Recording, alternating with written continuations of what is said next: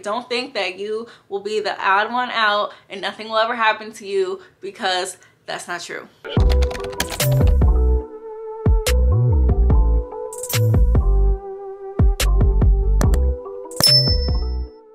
Hello everybody, welcome to my channel. My name is Imani Janae if you are new here. If you are, hello, hi, welcome. My channel is about navigating through adulthood and lifestyle and my life as a dog mom. So if you're interested in any of those things, definitely hit that red subscribe button down below. And if you are a returning subscriber, welcome back and thank you for tuning into today's video. So the purpose of this video is not to scare anybody. I just want everybody to be aware of all the expenses that you will probably have to incur at some point in your life when you're going through this adulting phase. Adulting starts whether you're 18 or whether you're graduating from college. Like, as soon as you hit the ground running, like, it's non-stop until you die. Parents take care of that first 18 years, and after that, you're on your own, and it does not stop. The bills do not stop. The expenses do not stop until you die. And that's just the sad truth. So I don't want to scare anybody, but I do want to go through everything that you should expect as a bill. Not everybody will have the same bills, not everybody will have the same expenses, but I definitely want to just make sure everybody is aware of the things that could incur and some of the things that I have incurred being on my own and starting this adulting life. And I have been on my own without parents' help since I graduated college, which was May of 2019. So I'm coming up on 2 years now, and I've been on my own since I graduated. So just want to share my experience, what I have to pay, and maybe you guys can relate or just be aware of some of the things that, you know, are gonna come up at some point in your life. Yeah, let's get started. I'm gonna stop rambling now. So let's start with rent. Or mortgage. So if you're going to be living on your own, moving out of your parents' house, whatever, either you're going to rent somewhere or you're going to buy a place to stay.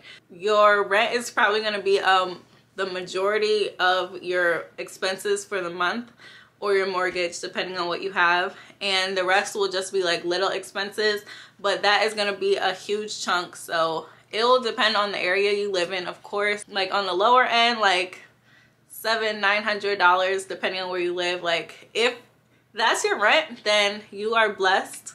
You are blessed, because I live in the Chicagoland area, and rent here for a 1-bedroom, which is not in the city, is about $1,200 plus. And now we live in a 2-bedroom and it's like $14 plus. I don't own a house yet, so I can't really touch on mortgage, but of course that's going to depend on the down payment that you give, your interest rate, and all that. So all that's for a different video, and I'll probably make that as I'm going through the process myself. All right, let's say that you have your place that you're staying, you have a place to live, you are renting or you're owning. Your place is empty.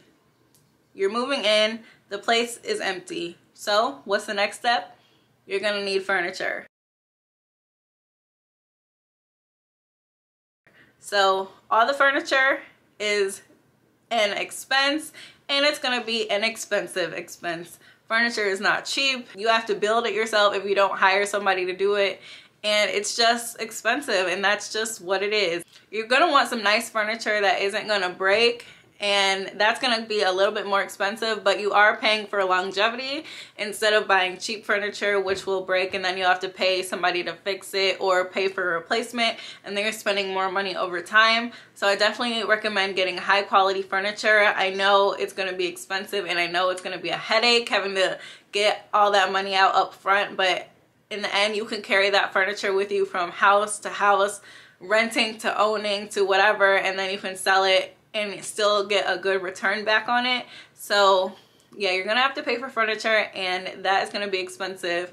Your apartment's probably gonna be empty. I know if you're coming from a college apartment, a college town, then you're used to having your furniture already there, but they only give you that cheap dorm furniture anyway, and I know you're gonna wanna elevate and have nicer things and make your house more homey. So definitely save for some furniture, because that is gonna be the first expense. Next are going to be the monthly bills. So those will be your gas, your electricity, your cable, your internet, stuff like that. So gas, we pay through NICOR, and I'm not sure if everybody does this or it depends on the area that you live, but there will be a gas bill, so you'll have to save some money for that, and it will depend basically on how much is used throughout the month. So I think it comes from like cooking, heat and stuff, like anything that requires that. And then electricity, we pay through ComEd, and obviously there's more companies depending on where you live, but where we live, we use ComEd and they pay for the electricity in the house. So obviously turning lights on and off and lowering your bill, just make sure that you're always leaving the lights off when you're not using them. Like this goes for gas, electricity, anything. Like if you're not using it, don't keep it on. Your bill will incur based on how much of the products that they're providing that you're using, if that makes sense. So yeah, then you will have a water bill, and that might be in your utilities. So if you're renting, I'm saying renting a lot because I'm renting, so I can relate to this, but our water bill is included in our utilities bill. So our utilities bill is water, trash, I think sewage and stuff like that. So we don't have a separate bill for water, but we do have 2 separate bills for electricity and gas, and I believe that's it. Then you're going to want to save or have some money aside for internet. Obviously we live in the age of internet. We need to be connected to people at all times, so I would suggest finding a good company that gives you a good deal on internet. You might be able to find a deal on cable too. I personally do not have cable. I haven't had cable for like almost 2 years now, and I don't miss it because we have streaming and we use that on internet. So we, you know, we have Netflix, Hulu, YouTube TV, regular YouTube. Like, what do we need cable for? We have Xfinity now, and the last place we had AT&T. So basically just get the internet package that works best for you, and obviously they are less or more expensive based on the quality of the internet that you get, but they do have good starter packages for the first year, and then they might go up like $10 or $20 the years after that. The place that you live might not have internet included. If they do, you are so lucky that you don't have to even consider that, and it might be in your utilities bill. But for most places, you're definitely going to want to consider getting internet separately. So just remember that, because that's something that you're probably going to want and need. Next is dealing with your cars. So if you are a car owner, if you have a car in your name and you are financing that car, you have a car note every single month, and that is another expense because that's going to incur every single month if you are financing. But if you just own a vehicle outright, then that is one that you will not have to worry about. But the bill that you will have to worry about is the insurance on your car. And especially if you are in your younger 20s, car insurance is going to be a lot more expensive just because they believe that we can't drive for some reason. I beg to differ on that. So yeah, car insurance is probably going to be more expensive if you're in your lower 20s because they think young people can't drive. So yeah, you're going to want to save that, and you're also going to want to get like not the super low coverage. You're going to want to have full coverage on your car. You're going to want to have at least 50 to 100,000 in liability just in case you damage somebody else's car. And I think you can have lower insurance for like $25-50, but then if something happens to their car that costs more than that $50,000 limit, then you're going to be paying out of pocket. So I would just pay more to get the better insurance and be safe. Another insurance bill will be health insurance. I don't pay this yet. I'm still on my dad's. Luckily, you can stay on your parents' health insurance until I think you're 26 or something. So I'm still using mine, still taking advantage of that. But if you don't have that luxury, then you probably want to get health insurance just in case you get sick or something happens to you. You have hospital bills that rack up. Health insurance is just something you want to have. You're going to want dental insurance just in case you need to get your teeth fixed, or if something's hurting, bothering you, like that's just gonna be a weight lifted off your shoulder, because those things can get very, very expensive, and yeah, it can add up. So health insurance, dental insurance, life insurance, if something happens to you and you have a family or something to take care of, then that money can go to them if something happens to you. I'll get into the different types of insurance actually in another video, but you just want to plan for life insurance as one bill, dental insurance as another bill, health insurance as a third bill, car insurance as a fourth bill. So all those insurances, just to make sure you are good in case something happens. And things do happen. Like, don't think that you will be the odd one out and nothing will ever happen to you, because that's not true.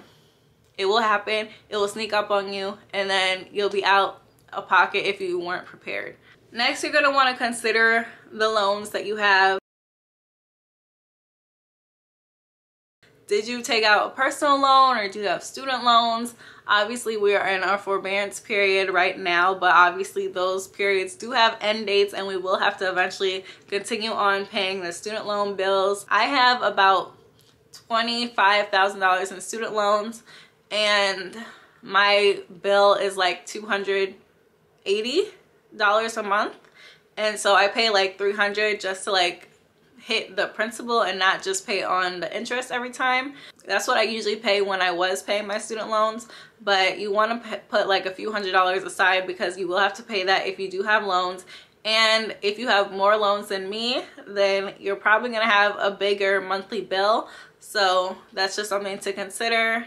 I know they probably didn't explain this well enough when you were taking out the student loans and how repaying and everything works. Like, they shouldn't allow 18-year-olds to take out stuff. They really shouldn't, because they don't explain it properly. They're just like, yeah, I'll give you the money, you can go to school, and then you just pay it back when you graduate. But they don't go into detail about what it takes to pay it back, how much it's gonna be. Like, basically you're just thrown out into the wolves when you graduate, and then they're gonna call you, be like, hey, you need to start paying on these loans. I don't want you to be in that situation, so just prepare ahead of time. If you're thinking about going to school, or if you're about to graduate, like they are going to call you. You are going to have to start paying on those. So definitely look into how many loans that you have. Start going through the interest rates and the monthly payments. Start making a plan to set money aside to pay those back every month. And yeah, they do have plans. So if you don't have a job right away, or if you can't pay, they do have plans to push it. But if you can go ahead and start, then I would get that going and just pay on it until you're completely done and I don't have to worry about it anymore. Now, if you have a personal loan, then that's a different story. It depends on, the loan. You know what kind of loan you got for personal reasons and why. I have one for paying off my credit cards, and I used that for that, and that worked for me, boosted up my credit score. I think I talked about this in my budgeting video, so I'll link that in the corner above if you guys are interested in checking that out. But yeah, that helped me pay off my credit cards and boost up my credit score so much. So I highly recommend it if you're going to use it for that sort of reason. But if you're just getting a personal loan because you don't have the money to go shopping or buy a car or buy a house, and then you're stuck with a huge bill every month because you just use the money just to do whatever, then I don't do that. Then I know a lot of people won't think of groceries as a bill, but to me it's a bill. You need to eat, and food is not cheap, especially if we're trying to make specific types of meals and switch it up every now and then. You want snacks, you want breakfast, lunch, and dinner.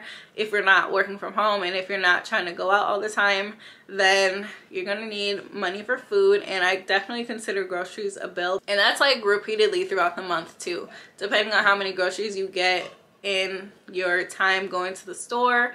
Then you could go weekly, you could go bi-weekly, monthly. It depends on how much you get, but the grocery bill can add up. And if you're getting food that is very good for you, then that's going to be more expensive, because for some reason all the stuff that is crap is super cheap and stuff that is really healthy is super expensive. The grocery bill can add up, honey, to like $200 to $400 a month. plus, so that's a bill. If you have a pet, then pet supplies is a bill.